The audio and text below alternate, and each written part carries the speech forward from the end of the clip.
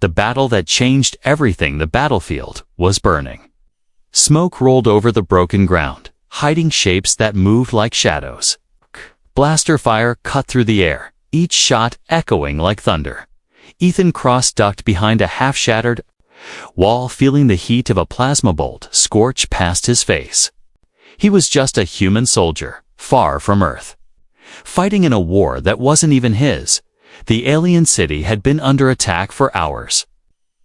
The enemy came in wave-stall, armored beasts with glowing red visors and no mercy. Every street was filled with cries, the clash of steel, and the hiss of energy weapons. Ethan's orders were simple: hold the line until reinforcements arrived. But now the line was broken, and he was alone through the smoke. Ethan saw movements. Someone running, a small figure, wrapped in a torn silver cloak, was trying to escape the crossfire. It wasn't a soldier, it was a woman. She stumbled, almost falling, and Ethan saw the sharp curve of alien horns on her head. Her skin glimmered faintly under the smoke, pale gold like the dawn. She was looking over her shoulder, her eyes wide with fear. A sudden roar cut through the noise. An enemy soldier had spotted her, raising a heavy rifle. Ethan didn't think he moved. He sprinted across the rubble, his boots smashing broken stone. The enemy's weapon fired, and Ethan threw himself forward. The shot never reached Her's body, took the blast instead. The impact was like being punched by fire. Pain exploded in his side, but he stayed on. His feet, he grabbed the woman by the arm and pulled her behind a pile of debris. "Stay down," he shouted, his voice rough. She stared at him like she didn't understand, but then she whispered in a trembling voice, You touched me." Ethan frowned, confused. "That's how saving people works," he said, but her expression was not relief. It was something else. Something like shock, maybe even fear. "You don't know what you've done," she whispered. Before he could ask, more enemy soldiers appeared. Ethan fired back, covering their escape. The woman stayed close to him, moving only when he moved.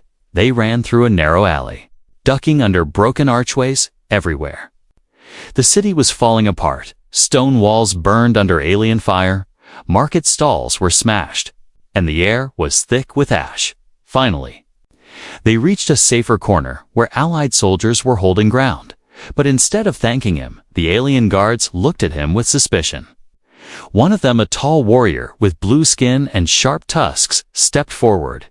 "You are coming with us," he said. Ethan frowned. She was about to be killed. You saved her life," the warrior interrupted. "That means you have claimed her." Ethan blinked. "Claimed her? I don't even know her name." The alien guard's eyes narrowed. "Her name is Lyra, and by the law of blood and bond, she is now yours." Ethan almost laughed. He thought it was some strange joke, but no one was laughing. The guards surrounded him, their weapons ready. Lyra stood beside him, silent, her head bowed. She seemed resigned, like she had known this would happen. Ethan felt his chest tighten, not from his wound, but from the heavy silence pressing in. The guards took them through the ruined streets. The sounds of battle faded as they moved deeper into the city. They entered a massive stone hall with high pillars carved in spirals. It was filled with alien leaders, men and women in long robes, eyes sharp and cold. At the far end, on a raised platform, an elder stood. His voice was deep. "Carrying over the chamber, human soldier, you have acted with honor, but honor has its price." Ethan swallowed. "I don't understand." The elder looked at him like a teacher explaining something to a slow student. "Our law is older than this city. To save one's life in the heat of battle, to shield them with your own body, is to swear yourself to them. You have sworn to Lyra." The hall erupted into whispers. Some voices sounded amused, others disgusted. A human bonding with one of their on it was unheard of. Ethan looked at Lyra, who still wouldn't meet his eyes. "I didn't swear anything," he said firmly. The elder's expression hardened. "Then you dishonor her." And if you dishonor her, you dishonor us. The punishment? Exile. You will never walk our lands again. The tension in the room was sharp as a blade. Ethan knew what exile meant, being left outside the city walls in the middle of a war. He glanced at Lyra again. She finally looked up, her golden eyes meeting his. There was no pleading in them, just quiet strength. You saved me, she whispered. Now you must decide if it meant nothing. The hall grew silent. All eyes on the human. Ethan felt the weight of the moment pressing down on him, somewhere deep inside. He knew his answer would change everything. The law of blood and bond. The air inside the alien hall felt heavier than the battlefield. Ethan stood in the center, his hands clenched at his sides, the ache from his wound still throbbing. The ring of alien leaders stared down at him like hunters judging whether their prey was worth keeping alive. Lyra stood beside him, her silver cloak torn. A faint line of dust across her cheek, her golden eyes stayed low, never meeting his gaze. The elder spoke again. Human soldier, your act was witnessed by the council. You threw yourself into danger for her. By our ancient law, the law of blood and bond. You have claimed her life and joined it to yours. Ethan's jaw tightened. I didn't claim anything, he said, his voice steady but firm. The elder's eyes narrowed. Your words mean nothing. Before the law, what you did binds you as surely as the chains of iron around them. Murmurs spread through the hall. Some of the alien warriors watched with open hostility, their tusks bared. Others looked curious, even entertained. This was rare, something they could gossip about for years. A human tangled in their most sacred custom. Ethan felt the weight of every stare. He glanced at Lyra. She kept her hands folded in front of her, silent. It was as if she was letting the council decide her fate. Or maybe she already knew the decision. What happens if I refuse? He asked, breaking the tense silence. The elder did not hesitate. Then you dishonor her name. You dishonor this tribe. You will be exiled at once, and exile in wartime means death. The beasts will find you before the sun sets, Ethan felt. His chest tightened. He could fight his way out. Maybe he was a soldier, after all.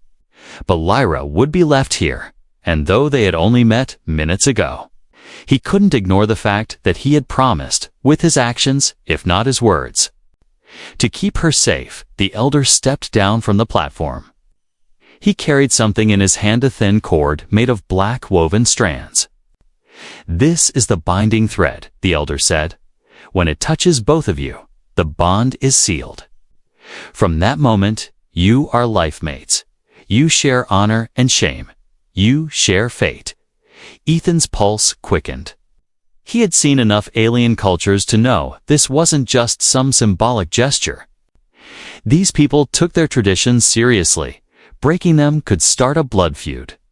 Lyra finally lifted her head. Her voice was soft, but it carried clearly through the hall. If you accept, you will be tied to me in all things. You will be. Welcome here. You will not walk alone. She hesitated, her eyes flicking to the crowd. But you will also have enemies. Ethan understood. She was warning him that taking her hand would not make his life easier, would put a target on his back. Still, the thought of leaving her here, alone and shamed, felt wrong. The elder stepped closer. Choose, human. The thread waits. The hall fell silent. Ethan looked at Lyra. Her gaze was steady now. Her fear replaced by something else, acceptance. Maybe even challenge. He took a slow breath. Then he extended his hand. Gasps rippled through the crowd. The elder looped the thread around Ethan's wrist. Then around Lyra's. The cord began to glow faintly. A warm light traveled from his skin to hers, like a spark jumping between them. The glow sank into their skin, leaving behind a faint marker ring of dark silver on both wrists. It is done, the elder said. You are bound by the law of blood and bond. Let all witness this union. Some in the crowd bowed their heads, showing respect. Others turned. Away in disgust, a few smirked, whispering that the human wouldn't last a month. Ethan released Lyra's hand slowly. The weight of what he had just agreed to settled in. He had married an alien woman under a law he barely understood. And now, whether he liked it or not, his life was tied to hers. 2 guards stepped forward. They were not hostile now, but their presence was clear they would escort him. Watch him, make sure he followed the rules. Lyra walked beside him as they left the hall. Neither spoke until they reached the outer steps. Finally, Ethan asked, "Do you even want this?" Lyra paused. "I wanted to live," she said simply, "and you gave me that." She looked at him, her voice dropping. "But you will learn life here is not easy for those who don't belong, and right now, you don't." Ethan glanced back at the hall where the council still stood watching them. Already, he could feel the tension, the whispers, the glares. The way some of the warriors had their hands too close to their weapons. He realized this was only the beginning. Somewhere in the shadows of the courtyard, a tall figure watched them leave. The figure's eyes glinted in the fading light. A faint smile crossed his face. The human might have won the girl today, but the real fight was yet to come. The reluctant union the morning after the ceremony felt strangely quiet. Ethan awoke in a round stone chamber with walls painted in flowing silver patterns. The bed was low to the floor, covered in woven blankets that smelled faintly of smoke and herbs. For a moment, he almost forgot where he was. Then he saw the faint silver ring on his wrist and remembered he wasn't just a guest anymore. He was bound to Lyra. Married by alien law, she was sitting by the window, the early light falling on. Her golden skin, her hair, a cascade of pale silver strands, caught the sun like threads of light. She didn't look at him when she spoke. "You should eat. The council will send someone to test you." Ethan frowned. "Test me? What does that mean?" She finally turned, her expression unreadable. "They will see if you can live here. If you can be worthy of the bond you made." Before he could ask more, a loud knock echoed through the room. 2 alien guards entered without waiting for an answer. One carried a tray of food, strange blue fruit, bread that shimmered slightly, and a bowl of steaming broth that smelled sharp and earthy. The other handed Ethan a folded tunic made of deep red fabric. "Wear this," the guard said. "It marks you as bonded to Lyra." Ethan took the tunic, noticing the stares from the guards, half curiosity, half contempt. When they left, he pulled it over his head, feeling the rough texture of the fabric against his skin. It was lighter than he expected, but the red stood out like fire against his pale skin. Lyra stood, smoothing her own clothes. "They want to see you at the training grounds," she said. "It's tradition. New bonds are tested, both the strength of the pair and the patience." Ethan smirked faintly. "Patience isn't really my strong point." Her lips twitched, almost a smile, but she said nothing. The walk to the training grounds was short, but tense. Every alien they passed stopped to look. Some bowed slightly to Lyra but ignored Ethan. Others openly whispered, their voices sharp. He caught fragments, human. Outsider, won't last, but kept walking. The training grounds were a wide, sandy circle surrounded by stone seats. A dozen warriors stood waiting, their armor gleaming under the morning sun. One stepped forward, massive alien, with deep blue skin and jagged tusks. "This is Corin," Lyra whispered. "He leads the warriors. He doesn't like outsiders." Corin's gaze swept over Ethan slowly. "So this is the human who bound himself to one of ours," he said, his tone like a challenge. Ethan met his eyes. Didn't exactly plan it that way. A few warriors chuckled darkly. Corin's lips curled into a grin that didn't reach his eyes. "Then let's see if you can survive your mistake." Without warning, Corin tossed him a wooden practice staff. It was heavier than it looked. Ethan barely caught it, shifting his stance. The first warrior stepped into the ringaline figure with long braids and sharp eyes. The crowd murmured. As they began, Ethan fought carefully, blocking strikes and moving his feet. The alien was faster, but Ethan had human grit when the final blow came. He sidestepped and hooked the staff behind the alien's knee, sending him down. A few gasps came from the crowd. No one expected the human to win the first round. The next opponent was bigger, stronger. Ethan took a hit to the shoulder that nearly knocked him down. But he pushed through the pain, fighting until his arms shook. When the match ended, Corin raised a hand. "Enough," he said, studying Ethan. "You're not as weak as you look." Lyra stepped forward, placing a hand on Ethan's arm. It was the first time she had touched him since the ceremony. Her eyes met his, and there was a flicker of respect there. "You'll do," she said, quietly, almost as if speaking to herself, but the moment of calm didn't last. As they left the grounds, a shadow moved in the crowd. A tall figure with a hood brushed past them, slipping a folded piece of paper into Lyra's hand. Her expression froze when she read it. She crushed the note in her fist. But Ethan had seen enough to catch one word: kill. That night, their quarters felt colder. Lyra sat by the window again, the crushed paper gone. Ethan leaned against the wall. "Who was it from?" he asked. She didn't answer right away. Finally, she said, "There are those who think your bond to me shames the tribe. They will try to end it." "By ending you," Ethan nodded slowly. "I've been hunted before," he said. She looked at him sharply. "This isn't like your wars, human. Here. They don't fight fair, somewhere outside." In the twisting alleys of the alien city, the hooded figure slipped into the shadows. The game had just begun, and for Ethan, the reluctant union was about to turn into a fight for survival. Tensions. And tests. The next morning, the sound of drums echoed through the city. Low and steady at first, then faster, like a heartbeat before a fight. Ethan stepped out into the courtyard, where alien banners swayed in the wind, their silver and crimson threads glinting under the sun. Lyra was already waiting, her expression unreadable. "They've called for the trials," she said, her voice flat. Ethan frowned. "Trials for what?" Her golden eyes flicked to his wrist, where the faint silver bond mark shimmered. "For you to prove you deserve the bond you took yesterday." They walked together to the main square. A huge crowd had gathered, warriors in shining armor, elders in dark robes, and curious civilians whispering about the human. At the center stood Corin, the warrior leader.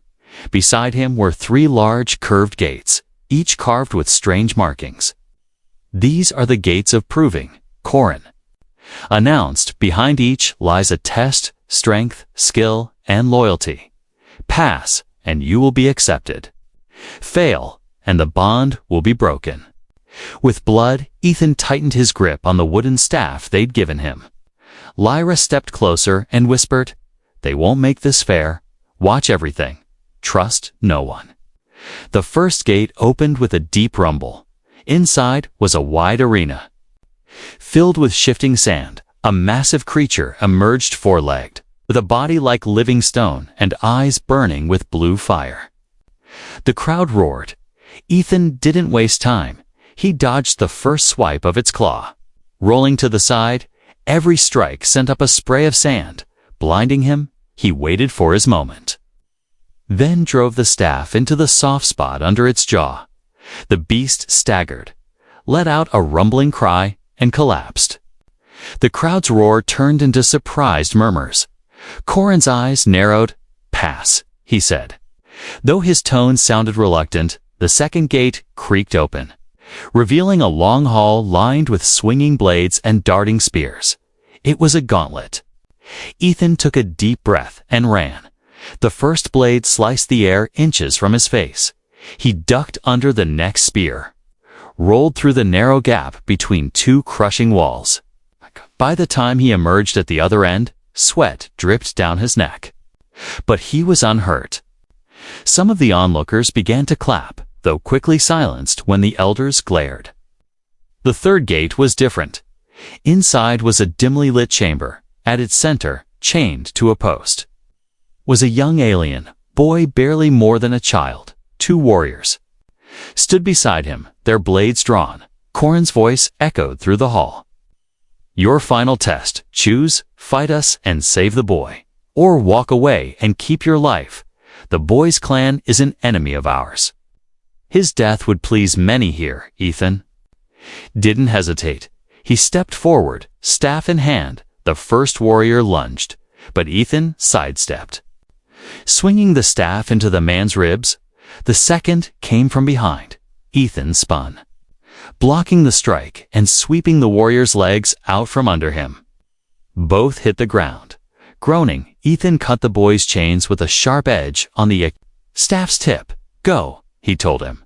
The boy's eyes were wide, but he nodded and ran, disappearing into the shadows. When Ethan emerged, the square was silent. Some faces were impressed, others furious. Corin stepped forward slowly. "You chose to save an enemy's child," he said, his voice heavy with disapproval. Ethan met his gaze without flinching. "I chose to save a life." For a moment, neither spoke. Then one of the elders raised her hand. "The bond stands," she declared. But her eyes warned Ethan this victory would not be forgotten by his enemies. Lyra walked beside him as they left the square. "You know what you've done, don't you?" she asked quietly. "Made more enemies." Ethan guessed, her lips curved into a faint smile. "Yes, but also made some allies you don't see yet." That night, the city was restless. The drums had stopped, but the air still felt tense. Ethan sat by the fire in their quarters, the heat warming his hands. Lyra was quiet, staring into the flames. Finally, she said, "When I saw you in the trials, I thought you would fight only for yourself. I was wrong." Her voice was softer now, almost warm. "You fight like someone who has nothing to prove, only something to protect." Ethan didn't answer right away. His gaze drifted to the silver mark on his wrist. Maybe, he thought, this bond wasn't just a trap. Maybe it was becoming something else, but outside, in the narrow alleys. The hooded figure from before moved again. This time, he wasn't delivering a message. He was sharpening his blade. The next strike against the human wouldn't be a warning, it would be for the kill. The attack in the night. The city was quiet when the sun went down. Too quiet, the usual hum of voices, the clatter of market stalls being closed, and the distant beat of drums were gone. Ethan noticed it as soon as he stepped to the window. Something was wrong. Lyra sat on the floor near the small fire pit, brushing dust from her silver cloak. Her eyes flicked toward him. "What is it?" Ethan kept scanning the street below. "It's too still," he said, "even in a war. Cities don't sleep like this." Before she could reply, a faint scrape echoed from the roof. It was small, almost like the shift of a tile.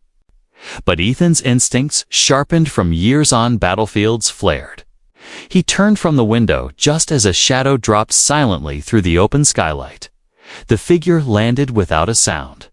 A long blade glinted in the firelight. Lyra froze, eyes wide. Ethan didn't think. He lunged forward, grabbing the first thing within reach, the iron poker from the fire pit. The intruder moved fast, swinging the blade in a wide arc. Ethan blocked with the poker, sparks flying as metal met metal. The clash was loud enough to wake the guards outside, but they were too far to help. This fight would be over before anyone arrived.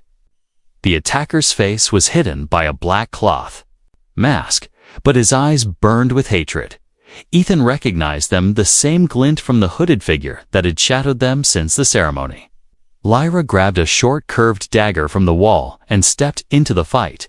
The attacker's blade came dangerously close to her side. Ethan blocked again, this time twisting his body to drive his shoulder into the man's chest. They crashed into a table, splintering wood under their weight. The masked man rolled away, striking low toward Ethan's legs. Ethan jumped back, but the blade nicked his calf. Hot pain shooting up his leg. Lyra moved in from the side, slashing.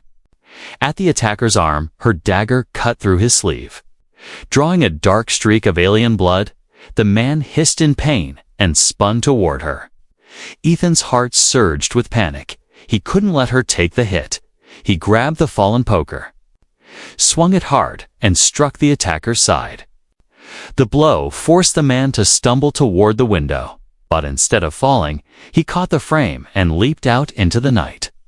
Disappearing into the shadows of the rooftops, silence filled the room again, broken only by the sound of their heavy breathing. Ethan limped to the window, but the attacker was gone.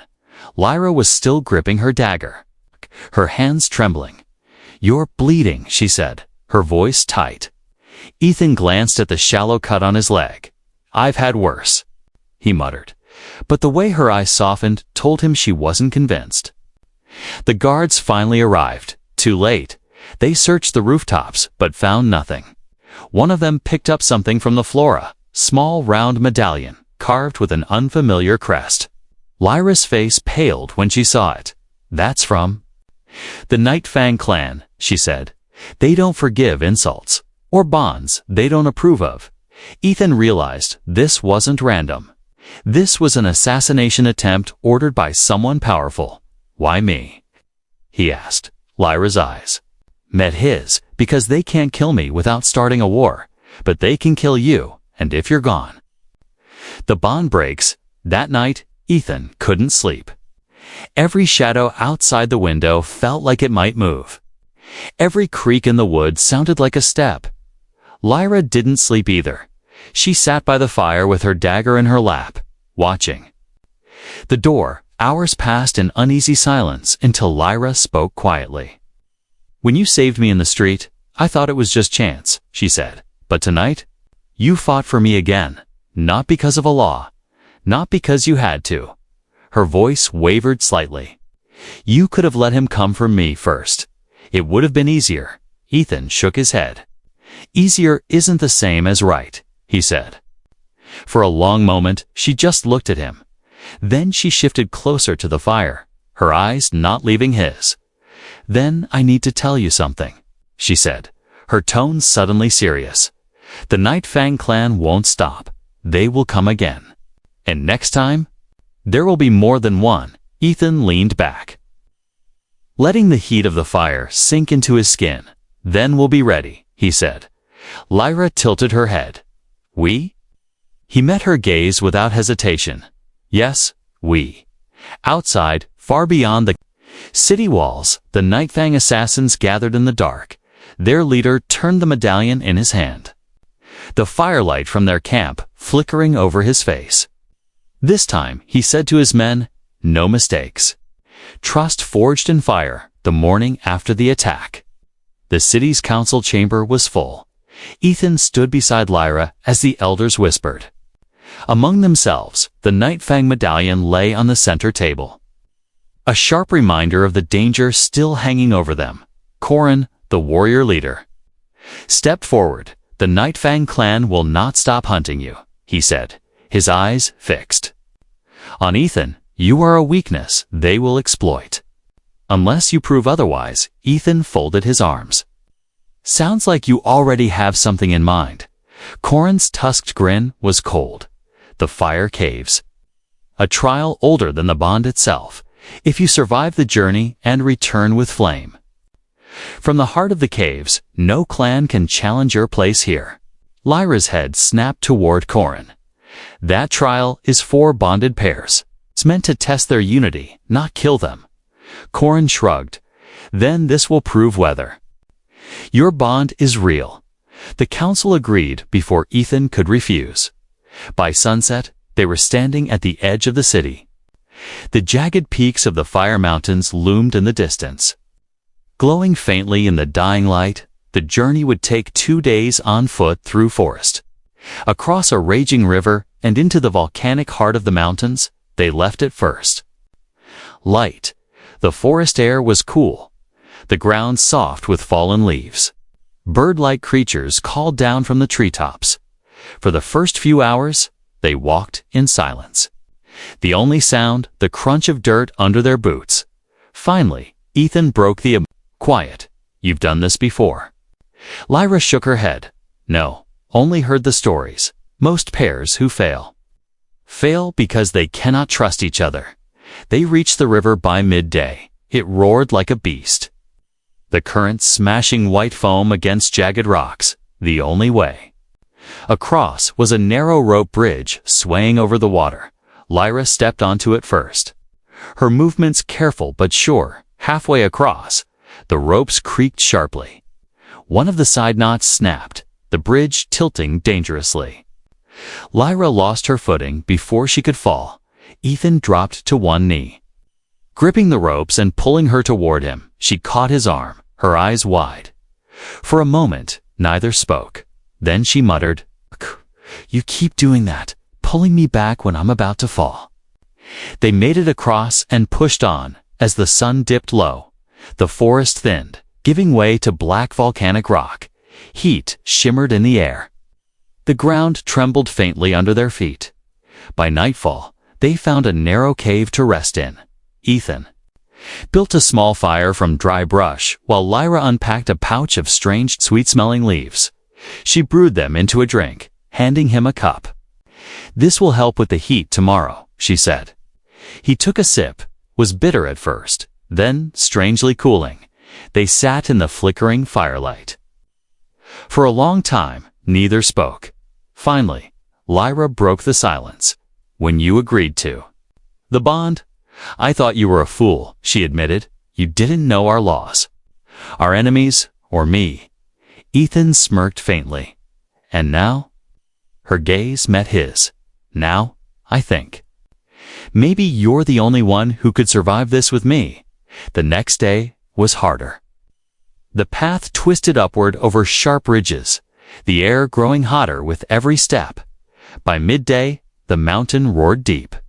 Rumbling growls from within its core when they reached the mouth of the fire caves. The heat hit like a wall. Inside, the walls glowed with veins of molten rock, dripping into pools of lava. The air shimmered. Burning their lungs with each breath, they moved carefully, stepping over cracks that spewed bursts of steam, deeper. Inside, they found the flame of the heart, a pool of molten fire in the center of the chamber. They needed to light a ceremonial torch from it. Ethan tied a strip of cloth around his mouth and stepped forward. Shielding his face from the heat, the stone beneath him cracked with every step. He reached the pool, dipped the torch, and pulled it back just as the heat threatened to blister his skin. But the mountain wasn't done testing them. The ground shook violently, and part of the ceiling collapsed. A massive fire beast crawled out from behind the lava pool, its body made of molten rock. Eyes burning like suns, it roared, spraying sparks across the chamber. Ethan readied his staff. Lyra grabbed her dagger. They moved together without speaking. The beast lunged, swinging a massive molten claw. Ethan dodged and struck its side while Lyra dove forward, slashing at the softer molten seams along its body. The heat was unbearable, but they pressed on, finally. Ethan shoved the torch into a crack in the beast's chest. The flames bursting brighter. With a final roar, the creature crumbled into cooling stone. They staggered out of the cave, gasping in the cooler air. Ethan still held the torch, its flame steady. Lyra looked at him, her face flushed from heat but her eyes shining. "You didn't just survive," she said softly. "You fought with me like we've been together for years." Ethan met her gaze. Maybe that's what trust feels. Like he said, she didn't reply, but she didn't look away either. Far below, at the foot of the mountain, a Night Fang scout watched them through a spyglass. When he saw the torch's flame, he turned and rode back toward the city. The human had survived the fire caves, and that meant the fight to kill him would have to be far more dangerous next time. The choice of the heart, the return to the city, felt different this time. Ethan and Lyra walked side by side, the ceremonial torch still burning in his hand. The air was cooler here, but the stares from the people were warmer than before. Whispers followed them, not with doubt this time, but with surprise, maybe even respect. At the great gates, the guards stepped aside without a word. Inside the city square, the council and warriors were already gathered. Corin stood at the front, arms crossed, his expression unreadable. When Ethan and Lyra stopped before the council, the elder stepped forward. "You entered the fire caves and returned with the flame," the elder said, his deep voice echoing. "This bond is no longer in question. You have earned your place among us." The crowd murmured in agreement, but the elder wasn't finished. "There is still one matter," he said. "By law, now that the trial is passed, the human may choose remain as Lyra's bonded mate, or walk away a free man." The words hit harder than Ethan expected. He had been fighting to survive from the moment he set foot in this city. Now, suddenly, he was being given a way out. Freedom, no more alien laws. No more assassination attempts. No more danger for just existing here. Lyra's posture didn't change. But he saw the way her fingers tightened around the folds of her cloak. She didn't look at him. It was as if she was bracing for his answer. Ethan's mind spun walking. A way would be safer for both of them, wouldn't it? The elder gestured to the torch. "If you choose to leave, you will hand the flame to us, and the bond will be broken. Your life will be your own. No one here will claim you." Silence fell over the square. All eyes turned to Ethan. He looked at the torch in his hand. Then at Lyra. He thought about the moment he first saw her in the street cornered, terrified, yet proud. He thought about the bridge, the attack in the night, the heat of the fire caves, and how, somewhere in all of it, protecting her had stopped feeling like duty and started feeling like choice when he finally spoke. His voice was steady. "I'm not leaving." The words cut through the silence like a blade. Lyra's head turned sharply toward him, her golden eyes wide. "I didn't fight through all of this just to walk away," Ethan said. "I'm staying because this bond isn't just law anymore. It's mine." For a moment, the crowd stayed silent. Then a cheer rose from one side, spreading through the square until the sound echoed off the stone walls. Even some of the warriors who had doubted him before joined in. Corin's expression softened, just barely. The elder nodded once. "So be it. From this day, you are not just an outsider. You are one of us." Lyra stepped closer, her voice low so only he could hear. "You chose me," she said, almost like she couldn't believe it. Ethan smiled faintly. "Wasn't a hard choice." The council dismissed the gathering, but Ethan and Lyra stayed in the square a little longer. The torches lining the walls flickered in the evening wind. For the first time since arriving, Ethan felt like the weight pressing on his chest had lifted. He wasn't just surviving here anymore. He belonged. As they turned to leave, Lyra glanced at him. "You know the Nightfang clan won't stop," she said. Ethan's smile turned sharp. "Good. It means I won't get bored." She shook her head, but he saw the small, proud smile she tried to hide that night. Their quarters didn't feel cold like before. The fire crackled warmly, and the city sounds outside were calm. Ethan sat by the window, looking at the silver mark on his wrist. It was strange what had started as an accident, a law he didn't understand, had led him here. He glanced over his shoulder at Lyra, who was hanging her cloak by the wall. Maybe the bond hadn't trapped him after all. Maybe it had freed him from something he hadn't even known he was missing. Outside, under the pale glow of alien moons, the city rested, somewhere far beyond the walls. The Nightfang leader received the news that the human had survived, and chosen to stay. He stared at the message for a long time before crushing it in his fist. "This isn't over," he growled. But in the city, in a small chamber lit by firelight, Ethan and Lyra were ready, whatever came next. They would face it together, and for the first time, Ethan wasn't just a soldier in someone else's war. He was a man who had chosen where he belonged and who he belonged with.